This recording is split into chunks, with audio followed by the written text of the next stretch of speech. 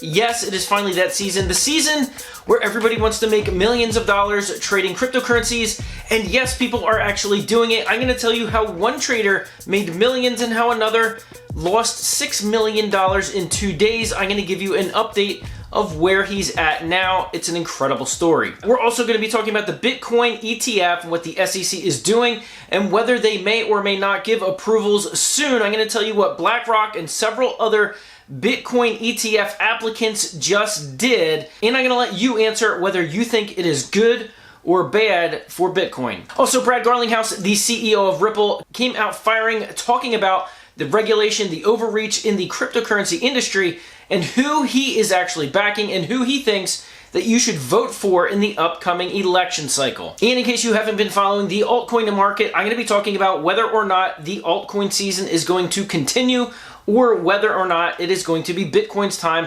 once again, and some of the ones that you might want to keep an eye on. Hey everyone, my name is Randy. Welcome back to the Late Night Grind, and right now on this channel we are covering cryptocurrency news, investment markets, and personal finance. So if any or all these topics interest you, go ahead, hit that subscribe button, join the Late Night Grind community. If you do a couple things, I'd appreciate it. Smash the thumbs up button and watch this video all the way to the end. If you do that, I'd greatly appreciate it. All right, guys, let's jump into it. The first big news I wanted to talk about was the spot Bitcoin ETF approvals or potential approvals by the SEC. Now, if you haven't been following this story, there's a lot of applicants that have been filing for spot Bitcoin ETFs. Now, this could be huge for the crypto industry, huge for Bitcoin in general, because as the CEO of BlackRock recently stated, a spot Bitcoin ETF could unlock $30 trillion worth of asset value into the cryptocurrency market. But is it actually going to be as good as it sounds? Recently, James Seyffart, who is a research analyst at Bloomberg, was on the Unchained YouTube channel giving a great interview about what some of these spot ETF applications and what their rewrites and what their additions actually mean. So the recent ones, the one that BlackRock, the one that Grayscale, the one that ARK Invest have recently amended, have changed in their application is how people can buy and sell these Bitcoin ETFs, because here's the biggest difference. The SEC has been wanting their applicants to use cash-only creation in order to fund this Bitcoin ETF.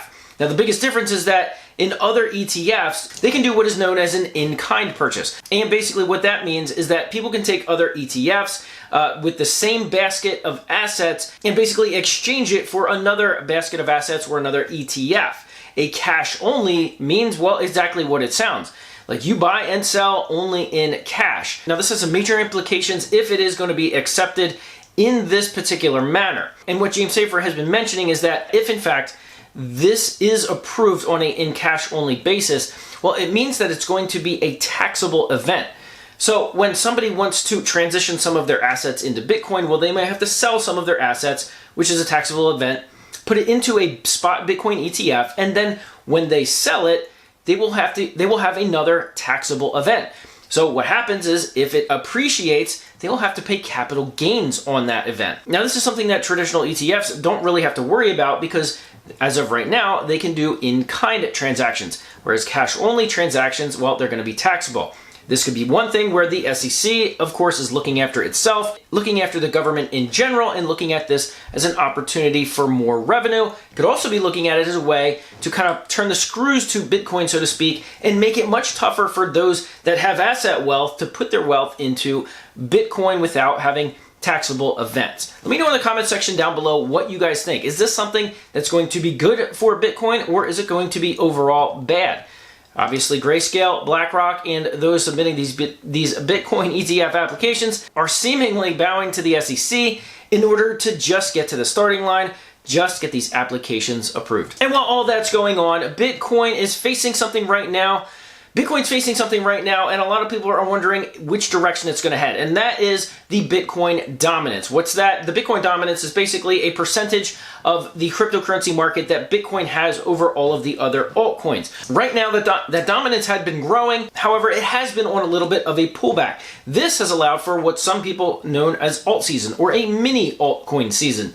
That is when altcoins or smaller cryptocurrencies, ones that you don't really pay attention to, or ones that you've never even heard of, all of a sudden explode. This is exactly what happened to several users. Several multimillionaires were just created in the past month due to these meme coins, these small cap altcoins. And one that I'm going to mention is absolutely crazy. And I will link his X profile in the description down below so you can go along and follow this crazy story. At one point, he put $16,000 into an altcoin that really nobody heard of. And it's a futures meme coin that is piggybacking off of another meme coin called BONK that was recently added to Binance, to Coinbase, and has exploded, gone viral. Well, this one was known as 1000 BONK, which of course nobody had ever heard of before either. This user put $16,000 into it on leverage when it was worth very little. Well, at this point, it is worth about $6.6 million. Well, didn't he lose $6 million in 2 days? Isn't that what I just said at the beginning of the video? Yes, that's correct. His $16,000 went up to be valued at $12.7 million at its peak. In fact, I think it went a little bit higher than that. However, in the past 2 days, there has been a major pullback, and his wealth in this particular coin is worth about $6.6 million. So yes, he lost $6 million in 2 days. And is he going to sell? No, absolutely not. He is not going to sell because according to him, his thesis is that it's going to go even higher and his share should be worth around $17 million if it hits that particular price target. Let me know in the comment section down below if you are following any of this. I will link his X account below and you can follow this. Now, he's not the only one making bank on this. Meme coins, altcoins, they are having their mini altcoin season because the Bitcoin dominance is pulling back. The RSI, the relative strength index of the Bitcoin dominance market, of the Bitcoin dominance number, well, it's not looking good. It's looking like Bitcoin dominance could be losing some ground, which means it could be continuing to be altcoin season. So if you want to look into some of these altcoins, all you got to do is jump on YouTube, X, or several other social media platforms, and I'm just going to say, just do your own research. Do not buy or sell anything based on what anybody else says. Based on what anybody else says, please do your own research. But if you're interested in some of the ones that have recently been going gangbusters, and I will link these in the description below as well. You want to look at Casper. There's one called Big Time. Of course, you want to look at BONK. Even Shiba Inu, which has been around for a while, is ready to take off, at least according to those in the know. There's also INJ and several others that are going viral if you look up some of the hashtag 100x altcoins on X. But there's a few others that you might have heard of that are all of the sudden going gangbusters as well. If you've been watching this channel for a while, we remember last year, XRP holders received airdrops from tokens called Sologenic tokens, which then they got airdrops from Corium, as well as several others. Both of those are actually going gangbusters right now, specifically Corium, which is about 4x in the last few days. And if you haven't sold from when you got your airdrop, well, you might want to check your wallet to see what the value is right now. Also, HNT, Helium, which is another one that I talked about several times on this channel last year, probably a year and a half ago. Well, recently it's been in the news talking about its big network expansion.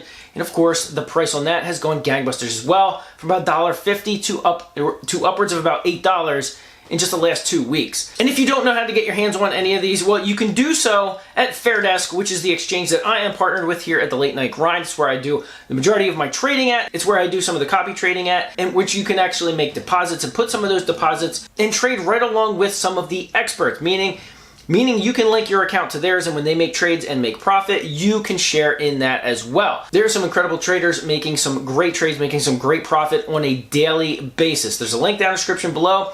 If you are one of the top 3 signups and depositors from this channel this week, you will get an additional $100 added to your account. Like I said, if you are in the top 3 depositors from this channel. Link in the description below. All right, finally, I wanted to talk about what Brad Garlinghouse recently said about who to vote for in the upcoming election cycle here in the United States. Now, Brad Garlinghouse, the CEO of Ripple, obviously, he's been through the ringer with what the SEC has been putting Ripple through, going through this huge lawsuit, which was, I talked about this ad nauseum on my channel. And during that time, he's called for the crypto industry to rally together, mostly against the overreach of the government, specifically the SEC. Well, right now, he actually tweeted out something rallying once again the crypto industry to come together and vote for who?